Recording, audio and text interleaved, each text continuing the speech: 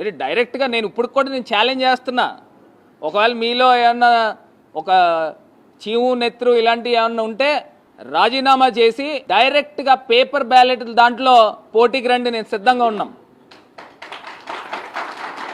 Paper బ్యాలెట్లలో పోటీకి రండి.